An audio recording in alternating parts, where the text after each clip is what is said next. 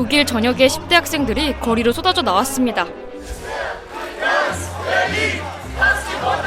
이들이 시위를 하는 이유, 바로 징병제 부활 때문인데요. Wenn es nicht reicht, und wenn die Bedrohungslage sich weiter so oder schlechter entwickelt, werden wir über eine verpflichtende, eine Teilwehrpflicht nicht umhinkommen, um dieses Land schützen zu können. Übrigens auch Sie, meine Damen und Herren. 독일이 다시 징병제를 도입한다고요? 사실 독일뿐만 아니라 유럽에선 최근 징병제 논의가 한창입니다. 스웨덴, 핀란드처럼 러시아와 가까운 북유럽 나라들은 이미 징병제를 실시하고 있고요. 독일, 프랑스, 크로아티아 같은 유럽 일부 국가들도 앞다퉈 이 대열에 속속 합류하고 있습니다.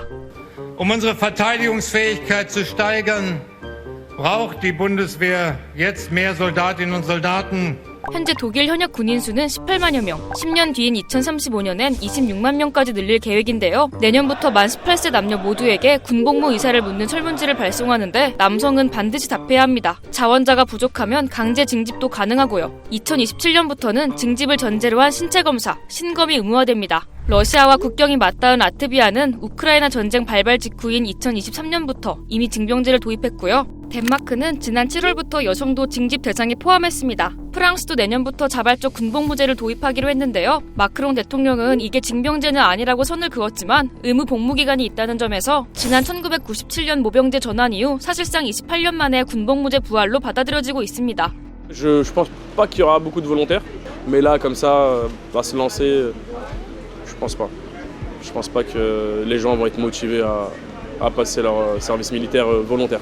이렇게 유럽이 징병제까지 부활시키며 군인 확보에 나서는 건 러시아 우크라이나 전쟁이 생각보다 길어지면서 우리도 재무장해야 한다는 이른바 자강론 때문입니다. 트럼프 미국 대통령이 나토와의 협력에 회의적인 시각을 보이는 것도 영향을 미쳤습니다. Well, I've said that to them. I said, if you're not going to pay, we're not going to defend. I said that 7 years ago. And because of that, they paid hundreds of billions of dollars. I said, if you're not going to pay your bills, we're not going to defend you. 나토 방위비 분담금 비율은 지난해 기준으로 볼 때 미국이 64%로 절대적입니다. 트럼프는 유럽 국가들이 GDP 대비 국방비 지출도 턱없이 부족하다고 비판해왔는데요. 이 때문에 최근 대부분의 유럽 국가들도 GDP 대비 국방비를 2% 이상 올리는 등 군비 지출을 늘려왔습니다. 독일은 사실상 징병제로 전환을 꾀하고 있는 데다가 금년 원화 기준 10조 원 규모인 국방비를 내년에는 약 170조 원으로 대폭 증액할 것으로 보여지고 있습니다. 물론 유럽이 우리나라처럼 전면적인 징병제로 가지 않을 가능성이 높다곤 하지만 유럽 국민들이 체감하는 불안감은 생각보다 높다고 합니다. 실제 도입이 이루어지더라도 부분적인 징병제 또는 선발형, 군사 등록제 수준일 가능성이 있다 이렇게 볼 수 있어요. 그럼에도 불구하고 지난 30년간 이어진 징병제 폐지, 모병제 확대라는 흐름이 흔들리고 있는 것은 분명하죠. 다만 연령별로 미묘한 온도차는 있습니다. 프랑스에서는 여론조사 결과 자발적 군복무제 도입에 73%가 찬성한다고 답했는데요. 이 가운데 65세 이상은 80% 넘게 찬성한 반면 25세에서 34세 청년층은 이보다 낮은 60%만 찬성했습니다. 독일도 앞서 본 것처럼 10대 학생들이 특히 강하게 반발하고 있는데요. 베를린, 쾰른 등 독일 내 90여 개 도시에서 등교 거부 운동까지 벌어지고 있습니다.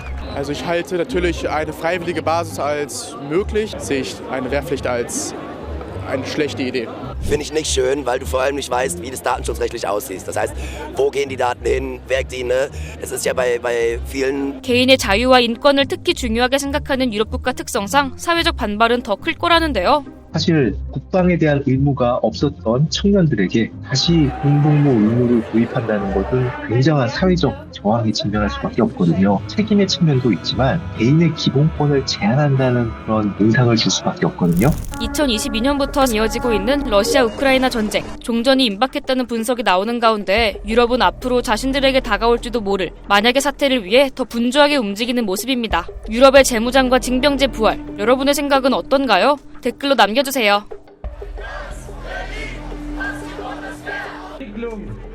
Der jetzt schreiben muss. Dieser muss dann am Ende